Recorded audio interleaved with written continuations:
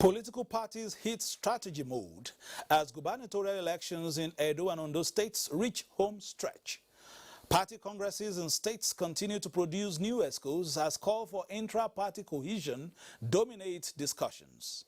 Also on political update today, school resumption for exit examinations put Nigeria's preparation to concrete test. Plus, calls for more synergy in the battle against terrorism and other crimes in society. We have these and more in our big package today. Welcome from the holidays. I'm Fisayo Ogunfuyi.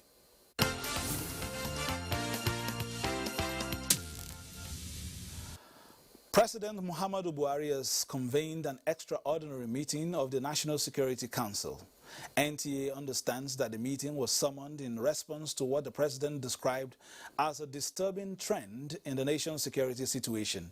In attendance at a crucial engagement were Vice President Yemi Osinbajo, National Security Advisor, all the service chiefs led by the Chief of Defense Staff and the Chief of Defense Intelligence. Others present include the Inspector General of Police, Directors General of the Department of State Services, DSS, and the National Intelligence Agency, NIA, as well as other critical stakeholders. The meeting held behind closed doors is coming a few days after the convoy conveying the governor of Borno State, Babagana Zulum, was attacked by gunmen suspected to be Boko Haram elements on the way to Baga for a routine visit to the IDPs. The president has promised to do whatever it takes within available resources and limits of the law to deal decisively with the security challenges bedeviling the country. The NTA will keep you informed on the major decisions taken at the interactive session as soon as we get them. The All Progressives gubernatorial candidate, Pastor Osage Ize-Iyamu, has eulogized the leadership qualities of the former national chairman of the party, Comrade Adams Oshiomhole. Ize-Iyamu made these comments during a rally in Fuga. Sons and daughters of Esako came together to say well done to a man whom they said impacted on the lives of people and also fast-tracked development across the state.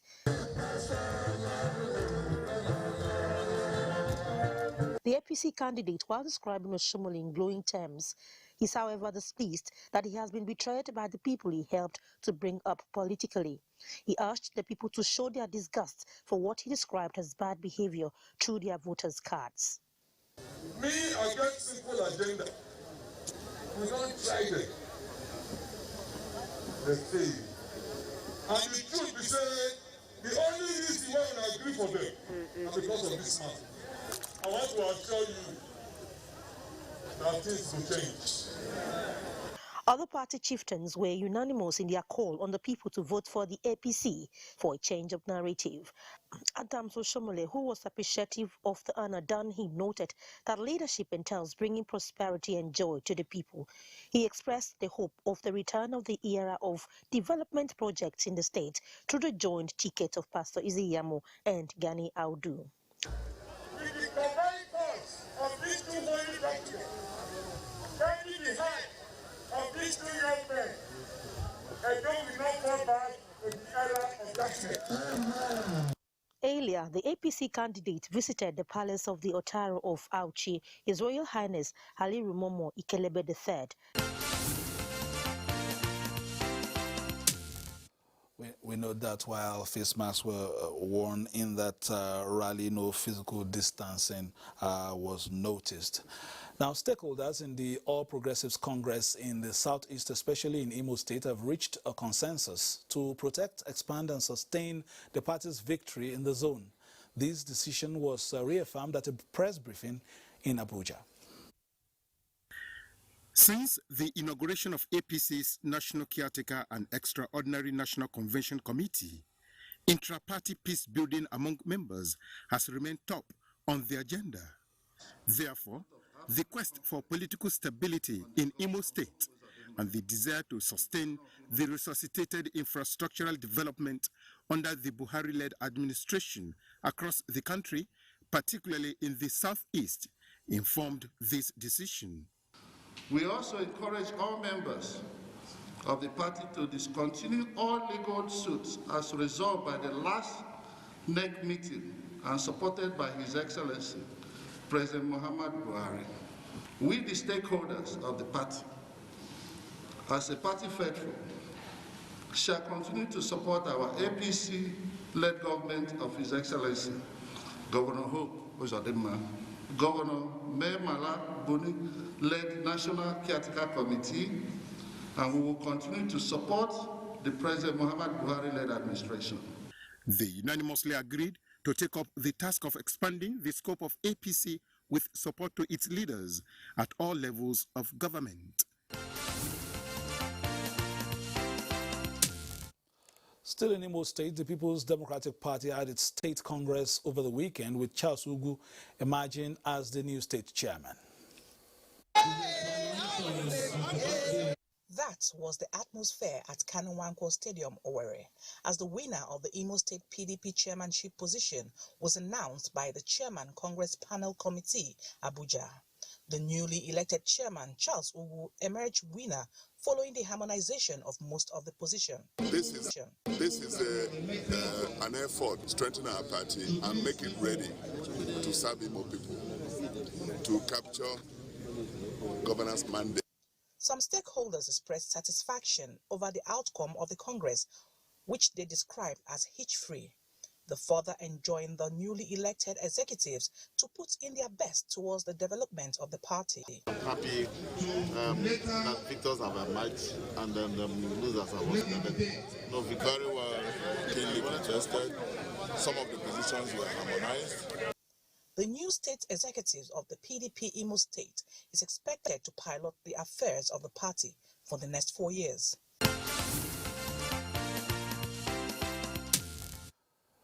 Meanwhile, the just concluded state congress of the PDP in Imo State afforded the former governor, Emeka Ihedioha, an opportunity to return to the state after his ouster earlier in the year by a Supreme Court verdict.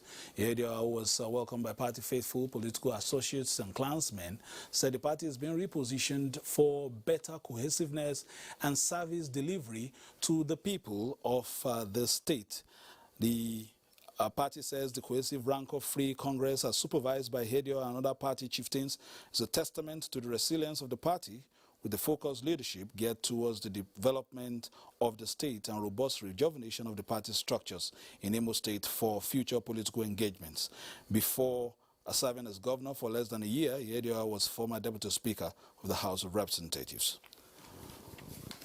Meanwhile, moving on, the Minister of State for Education, Emeka Nwajuba, says he is monitoring developments across the country on schools reopening, which has already commenced in some states. The minister was speaking after the Presidential Task Force daily briefing in Abuja on the outcome from a meeting with commissioners for education of the 36 states of the Federation via Zoom platform. He also addressed the issue of testing of students for COVID-19 before resumption. We also gave them a template, a checklist of all the things we asked, principle of which is how the social distances will take place, whether the schools are in a good sanitary condition, depending on the location and what facilities that are in the place, and if they are not, what we must do in order to make sure that they are in place.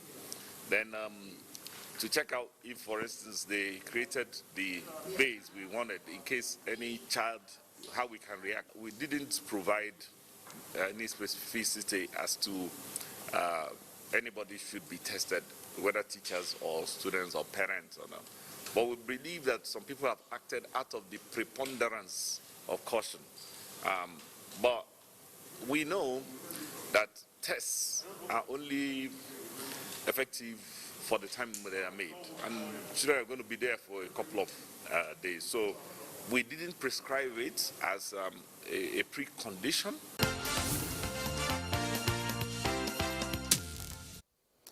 This week, all eyes are on school resumption for exit examinations. It is a delicate balancing of health and wealth, a must and a necessity, with compliance to even the minutest detail crucial to the success of the exercise. The education sector is under the microscope, but the supervisors of the process are largely in the health sector. Dr. Yusuf Tanko Sununu is Chairman House Committee on Health. He is here with us on Political Update. Thank you for joining us. Thank you, sir. Tell us about, first, before we go to the school reopening, about Nigeria's response so far in your oversight, in your interactions with, practitioners in the health sector, you being one as well. How have we fared so far? We didn't prepare for this, of course, we didn't know this will come, but how have we fared so far? Well, overall, general performance, when we say opinions varies. And this is due to actually lack of basic statistics to start with, and the fact that it is also complicated much by economic status of nation world over, because the pandemic itself came up with a phase that affect global economy, and that does not spare Nigeria. But by and large, one will say, if you look at the government intervention, government has intervened quite a lot, but there are some areas and a lot of concerns that most certain part of intervention could not be delivered as expected. Government came with a lot of stimulus to boost the economy in terms of palliative support, in terms of creating job opportunities, and so much. But unfortunately, still you can hear from pocket of complaints that things are not done as expected. And not only that also, if you look at generally, because the pandemic itself also affects socio-religious and cultural activities, that also came up with a lot of reservations. Restrictions were brought so much in terms of religious activities, cultural activities, while some comply and there are still some outcry. You can also see that the country has passed through pressures. The world even passed through pressures. But by and large, if you look at it, the compliance in terms of restricting of major activities that have been seen. We've seen in Nigeria where over 90,000 almost go for every year for Hajj. And this year, none of the Muslims in the country can go out for Hajj, and it's still accepted. And if you look at so many people also perform the Eid al-Kabir that just happened in observing some isolation.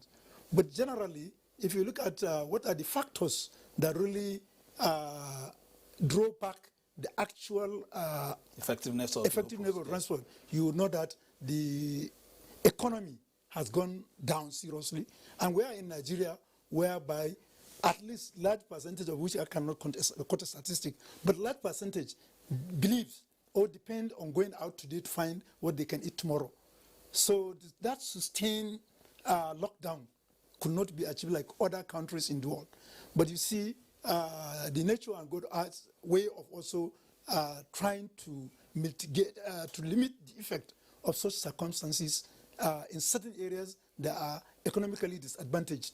Even though we are economically disadvantaged, we cannot explain with really scientific fact whether how virulent the pandemic or the virus is in Africa when you compare it to other world. Was it because that we have done enough? Was it because a natural factor, or what? Have we done enough tests? We have done the numbers. Even if we believe that we have not done much like other countries, but in those countries, with or without tests, people are presenting with symptoms. Because there are certain situations when the symptoms comes, whether you like it or you don't like it, you must come to the hospital. All right, let's look at some of your interactions, especially monitoring this process, the ease of lockdown. Or are you satisfied with the compliance level? We have seen sensitization efforts, even here in the NTA, on daily, on hourly programs and all that, saying, sensitizing the public about it. But in terms of compliance, what is the feedback like to your committee? Yes, this same question was asked me in this CEO by you, and I told you as at that time, the compliance may not be as expected. And I tried to advance the reason. And what are those reasons? It's still going back to economic this time. Because if you want to comply, you need a sanitizer, you need to show social distancing, you need to mask, and you need to avoid cultural shaking and gathering. But these are all economically rated. But by and large, as I believe, and I said, Nigerians are creative. People came with ability of producing reusable face mask, so that if you have one today, you can wash it tomorrow, and you use it. And people are really disinvolved. By and large, the epicenters are the ones that we can say in informal organizations that the compliance is really nearly expected. But if you go outside Abuja now, like other villages market, you find that people still don't observe social distances, and they don't use masks because of the economic need for them to go out and get what they can eat. All right, so in one short word, let's, before we move on to other aspects, the schools are reopening, at least just in trickles in terms of the exit examinations. Yes. Would you say, yes, we're ready to conduct this, examinations nationwide in terms of what you've seen? You see, in the whole world, no country will say for coronavirus, we are ready. But what the country normally do is to weigh risk and benefit. And in Nigeria, what are the risk?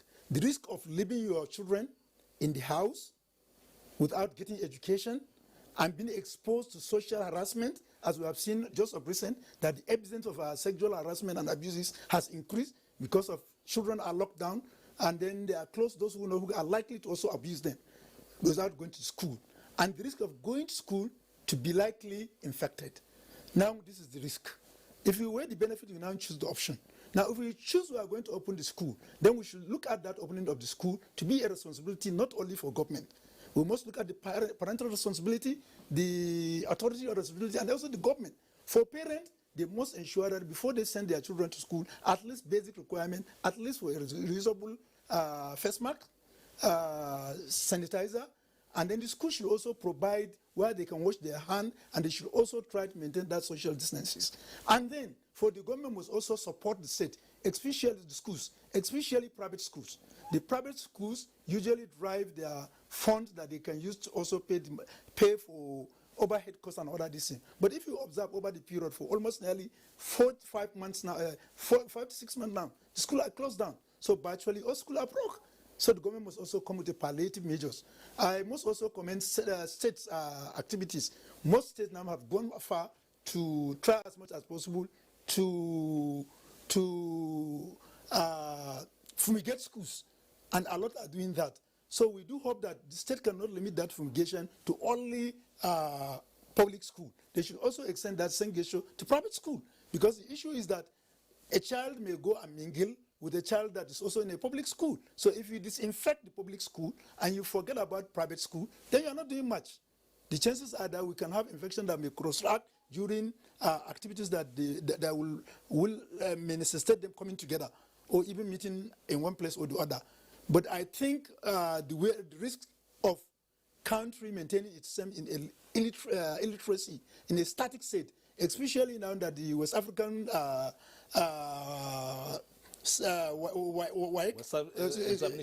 Examination Council could not agree to shift examination based on Nigerian requests. It now became mandatory for us to ensure that we have satisfied the minimum requirement.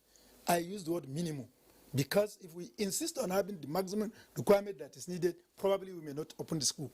And then we have the issue of this thing. Then we may be challenged in this country with two issues of Boko Haram.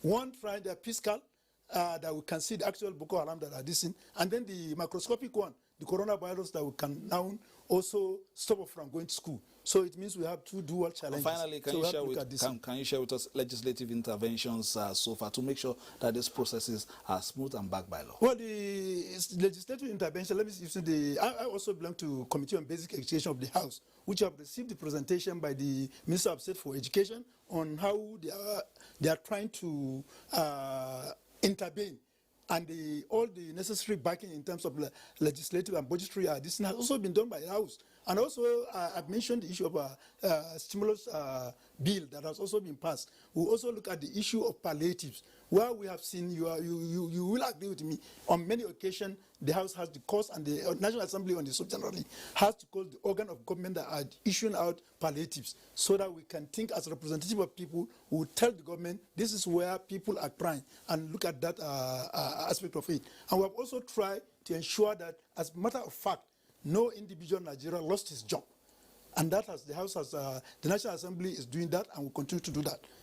All right, let's move on. We started with security. Let's also round up with security. The Progressives Governors Forum has reaffirmed its position not to relent in supporting Borno State in its quest to bring to an end the lingering security challenge there. Chairman of the forum and Governor of Kebbi State, Atiku Abubakar Bagudu, stated this while on a sympathy visit to Professor Babagana Zulum over the attack on his convoy in Baga Town, Kukawa local government area of Borno State. The governors were in Maiduguri on solidarity to their colleague, Governor Babagana Umar Zulum, who came under attack in Baga Town in Kukau local government last Wednesday. Progressive Governors Chairman and Governor of Kebbi State, Atiku Abubakar Bagudu, while commiserating with government and people of Borno, urged Professor Babagana Umar to continue with the hard work he is known for, assuring to support him in his quest to see to the end of Boko Haram crisis ravaging the state. The Nigerian security agencies have been doing the very best they could, but what we are saying and what everyone has been saying, please do more. Professor Babagana Umara had, while appreciating the Progressive Governors Forum for the show of concern to his administration, re-echoed his determination to return internally displaced persons and assured to remain resolute. Why that the insurgency is not ending? There's a sabotage in the system. And therefore, there's need for the President to examine the current security situation in the region with a view to resolving it in a sustainable manner. Governor Babagana Umara stressed that Borno State has a huge population that depends on agricultural production, hence his visit to local governments to fast-track the return of displaced to pick up their means of livelihood. That has been political update for today. Many thanks to Dr. Yusuf Tanko Sunodonu, Chairman House Committee on Healthcare Services, for joining us and giving us insight on the country's effort so far to battle a raging pandemic and killing mood while we maintain a delicate balance between health and wealth. That has been political update today for the gladiators in Ondo and Edo states. Watchers say, sheath your swords, preach the words for development, peace and progress. We'll be back on Friday with a fresh package, God willing. Bye for now.